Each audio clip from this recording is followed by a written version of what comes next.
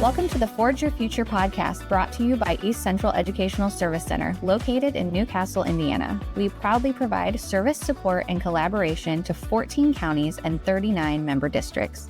At ECESC, we believe that students' strengths and interests are a blueprint to forging a future of success and impact, and we are on a journey to provide support and collaboration to schools as they implement career-connected learning for all students.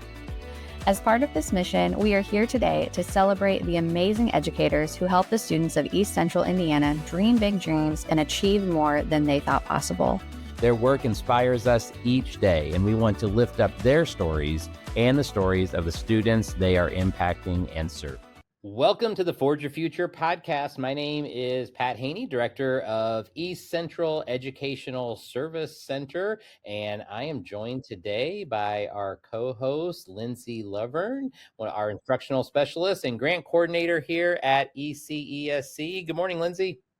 Good morning. Thank Hi. you. Thanks for being here, and thank you for joining us. And it is our great honor to be joined today by our friend Kyle Mealy, Superintendent of Wes-Del Community School Corporation. Welcome, Kyle. Glad to have you on this morning to share a little bit about Wes-Del. I appreciate the opportunity and the invitation. So I'm really excited to have this conversation. All right, very good. Well, if you don't mind, why don't you start off, if you could, and just give us a little bit of background information about your district. Where are you located? Who are your students, and what is your district all about? Wes-Del Community Schools is located tucked up in the northwest corner of Delaware County here in Indiana, and we are a small rural school district. We do have a town within our district, which is known as Gaston. We are one of 6 county schools in Delaware County. And that's rare. Not very many county schools in Indiana still have that many. Very happy to be part of that 6th group, along with our city schools, Muncie Community, borough schools. We just have we're part of a really rich public education system in our county. Our students primarily come from what I would say are 3rd and 4th generation Wes-Del, or what have been in Gaston or the Harrison schools before the consolidation. Agricultural based area, and there's not a lot of industry or manufacturing in our area. All that is closer to Muncie, but we're just about 6 miles away from that. So we've got good partnerships and connections. The type of kids that we get are your I think you'll find them around a good majority of the state in our rural areas. They come from good, hardworking families. They come from families who really pride themselves in their local school district. They love Wes-Del. Anything that goes on there, they're very supportive, and so that just overflows into the kids. And we really had some great success stories over the years that have come out of there as students. And I think we just continue that every year with a lot of the things we're doing. So really proud. I've been there. This is my 15th year. I did not attend school there, but I'm really proud of that little school and what they offer kids. That's awesome. Thank you for sharing that with us. And speaking of, small school, we were talking a little bit before the call about, small school, but big opportunity. What are some things that you have going on at Wes-Del that you're really celebrating as opportunities for your students? Well, right now? One of the big ones that we really have leaned into in the last 4 years is STEM education: science, technology, engineering, and math. Now, I am a former art teacher, which surprises a lot of people, but I started as an art educator. So I add the A in there for STEAM education. So technically we are DOE certified, Department of Education certified, kindergarten through 12th grade as a STEM school. But we have added in that A, and I'll talk a little bit about that after I capture kind of the science, technology, engineering, math piece. So to get that certification, I'd fail if I didn't mention that a consulting group, EES, and Mike Longevin's group came in and helped us tremendously in getting us STEM certified. The board really leaned into this by having us create one of the first K-5 STEM specific educators in David Lamb, and he is fantastic. David is the kind of guy who will skateboard down the hallway. He'll wear if it means they're going to study rocket propulsion and NASA, he'll wear a astronaut suit to school. And he usually wears a flat-billed hat most of the time, a nice flat-billed baseball hat. And a lot of people would say, well, is that okay? Yeah, it works for us really well. David's amazing. The kids love having him. At the high school level, we have Austin Williams, and with that STEM program that we put in place, we've been certified now for 2 years, but we were putting that in place, as I said, 4 years ago. And what that has done is it's pushed through to a point where, we have class sizes of 55 to 60 kids. And this year, this is one of our largest senior classes that right now has at least 4 students that we know of that have been applied and have been accepted into Purdue Engineering. And I know we're going to have more. I know we're going to have a few students that are going to look at other engineering schools. But that just tells you what we're providing in that opportunity. Going into the arts, we started 3 or 4 years ago, same time as we did the STEM. We decided that, we had band, we had art, and we had a drama program that only had one class, and it only had about 6 kids in it. And we felt like we wanted to lean into that as well. We wanted to lean into the performing arts and the fine arts. And we did that, and we created a choir program with Emily Love, who's our director, and that has grown to where we, with Angel Williams, who's also our elementary music teacher, we now have a choir of nearly 70 students from kindergarten through high school, and they perform a lot together. And every time you hear them perform, they sound better and better. And you look at our art program, we've created some where a lot of places would go out and hire a marketing agency to help them do their branding and do a lot of their social media.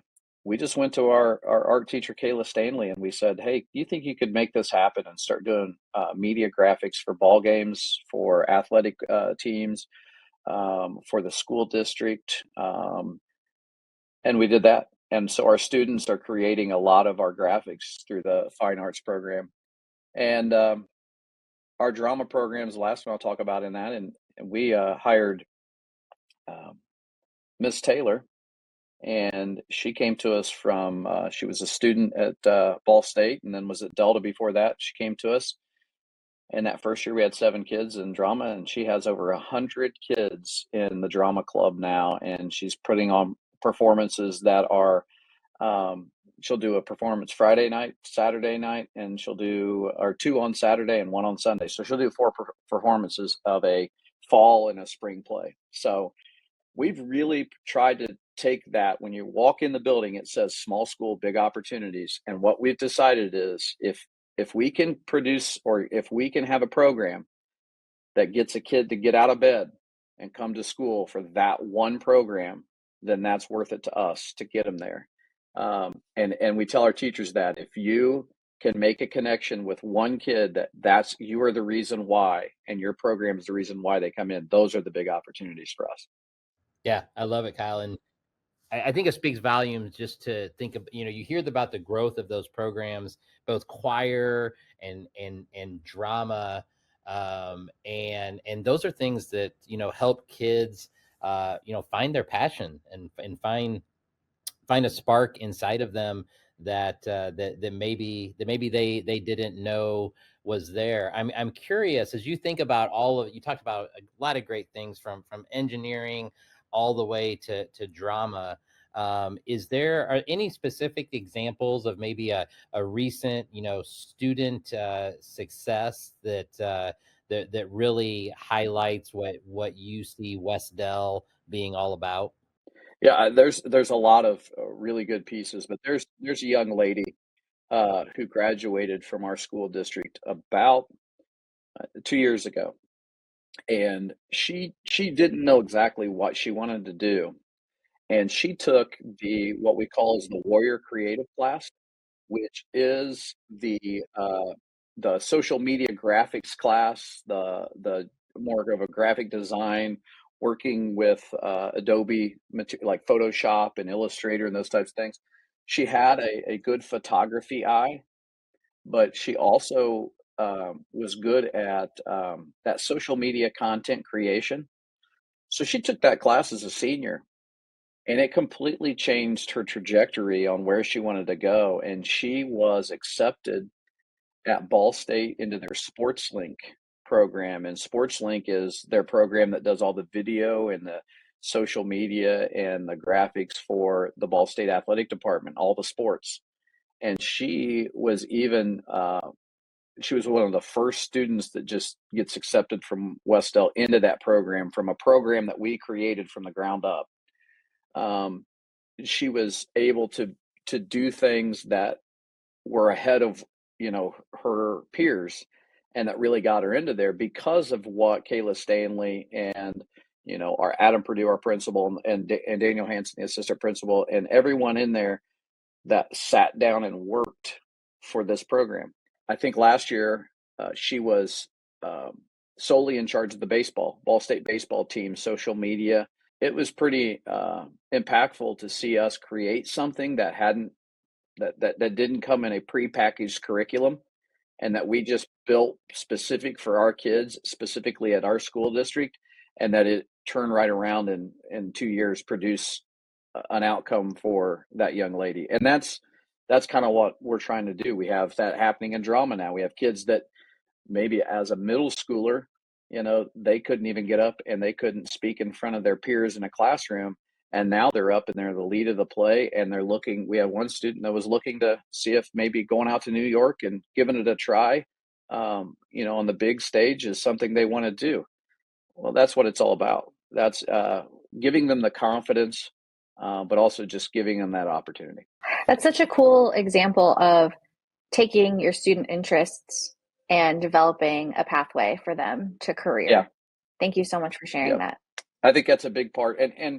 And I've talked to a lot of the superintendents that I'm good friends with, and that's really the route education is going. And you guys have sat down with a lot of people involved in that, and you see that that's where education is evolving. We are listening to the kids, and we are finding those pathways, as you said. What is your community engagement like in the arts? You talked about being from more of an agricultural community, and now you've got greater than one cohort's worth of students participating in your plays. So how has that evolved? It's evolved tremendously because, and I come from a small rural community myself, and being an art, in a major that went to Ball State for art, I know that those areas are not always the most robust when it comes to fine arts and performing arts, but you'll find them throughout. And it's really just something that I think when your community sees your kids fall in love with something, they in turn will fall in love with that as well. And I think that's something as educational leaders we have to really think about is a lot of times we get concerned with, well, how are the parents going to react to this? How are the older community members going to react to this? And I think the big key is if you get kids to fall in love with something, that is going to go back home and become infectious, because what we have is, maybe we have students who before would have never been involved in drama that are now. And when I go to these plays, they are sold out and packed. All 4 performances are sold out and packed.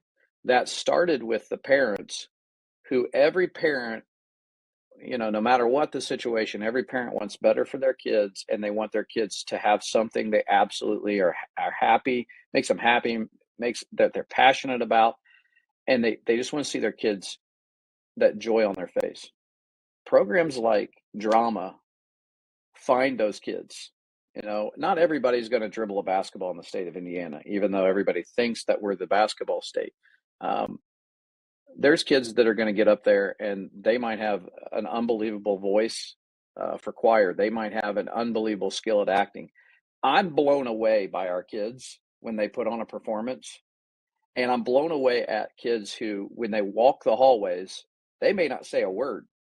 But when they get on stage, they just light up. And I think the parents in the community see that.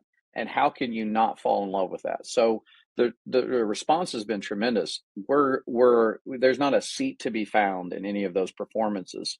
And I think if we tried to get rid of any of those things now in a community that doesn't have a rich tradition in the arts, they'd come out of the woodwork and say, absolutely not. You're not going to take that away from us because it brings us so much joy.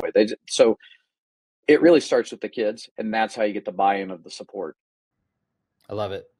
I love it. And, Kyle, speaking of community connections, and you were talking a little bit there about just in terms of that, the robust opportunities in Delaware County. I've had the honor to come up and be a part of some of your STEM Advisory Council meetings.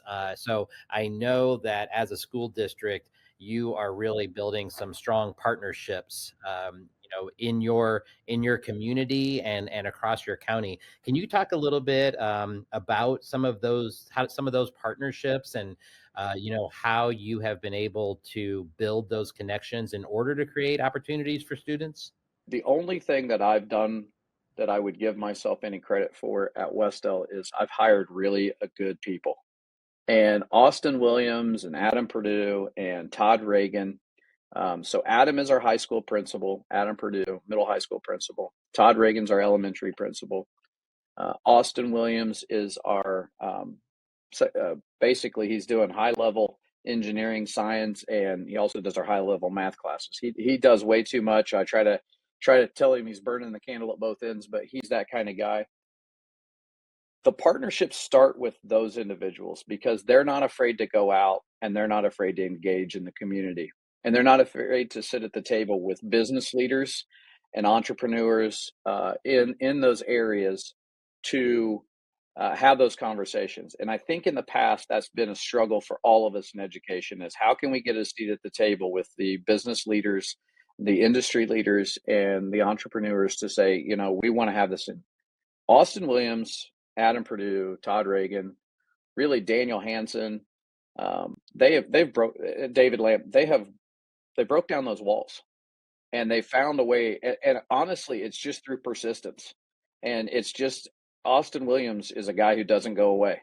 He's going to keep pestering you until you give him a chance. And then when you see what he can do, as long with all those other guys, if you see what they can do, you're just kind of like, wow, these people are impressive.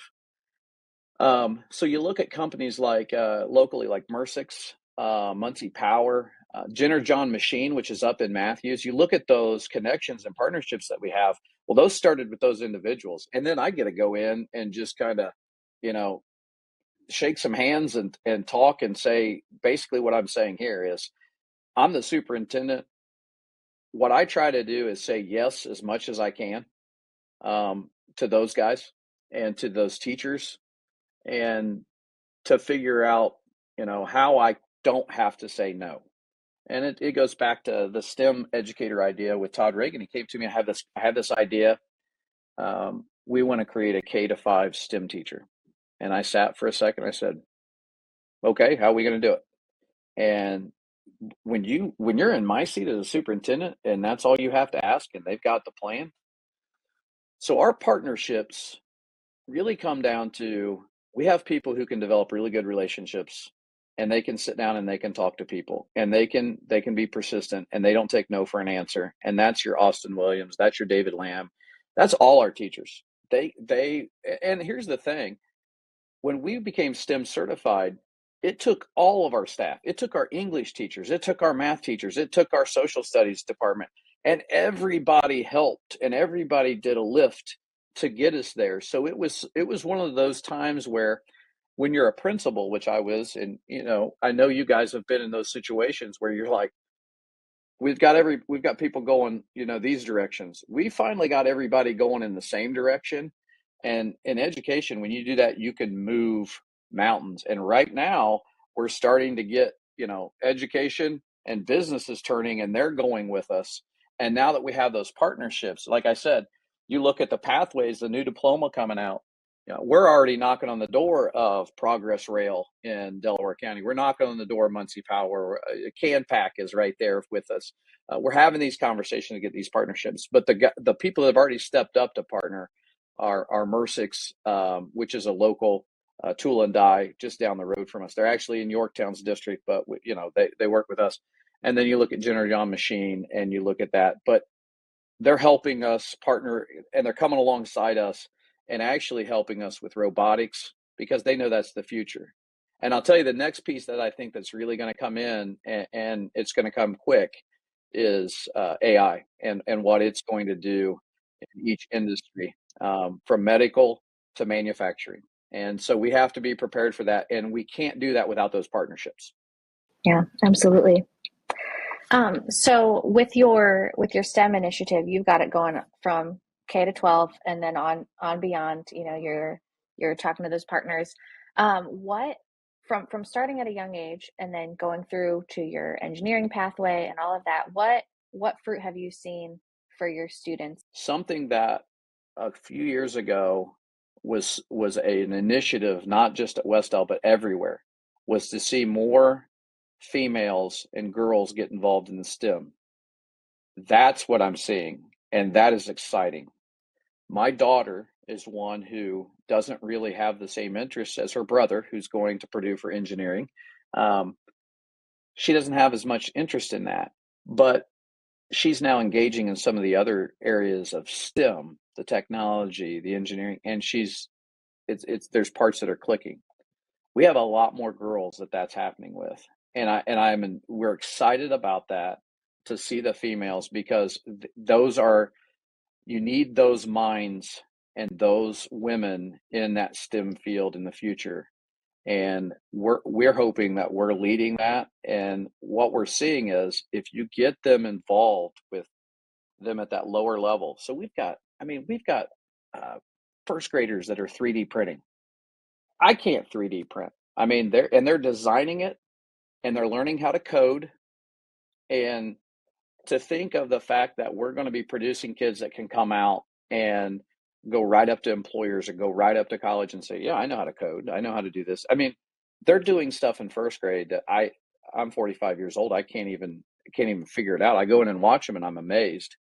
And to see the excitement from the girls in that field. In fact, the other day I was in there, and David Lamb sets up the Sphero balls. I don't know if you guys know the Sphero balls, and so the little robotic balls that roll around, and I'm not going to give any of this description any justice, but you have to code this. He puts a taped maze on the floor, and they have to keep it inside that taped maze and not touch the lines.